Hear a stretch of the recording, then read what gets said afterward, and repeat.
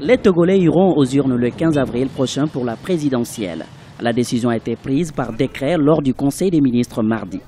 La Commission électorale nationale indépendante, CENI, avait proposé le 20 avril 2015 une date qui avait suscité des débats au sein de la classe politique togolaise, notamment du côté de certains membres de l'opposition.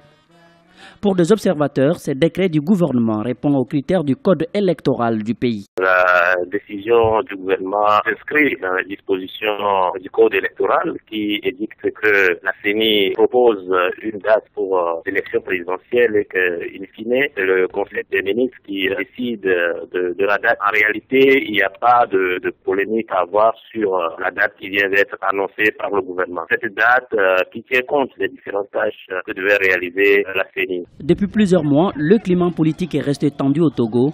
En cause, la demande de réformes institutionnelles et constitutionnelles exigées par l'opposition et la société civile. Cette frange de la classe politique continue de réclamer les réformes avant le scrutin présidentiel. Nous demandons pourquoi le chef de l'État reste sourd à l'appel qui demande qu'il y ait un consensus, que les réformes se fassent. Donc nous sommes suffisamment inquiets par rapport au fait que le Togo ne peut pas continuer par être en marche des conditions qui sont aujourd'hui admises comme étant les fondamentaux d'un régime démocratique, à savoir qu'on puisse organiser des élections à 2 tours, qu'on puisse permettre que le mandat soit limité et qu'il y ait des perspectives d'accession au pouvoir pour l'opposition. Aujourd'hui, on a comme l'impression que tout est verrouillé. Autre décision prise par le gouvernement, le montant de la caution à verser par chaque candidat à ce scrutin.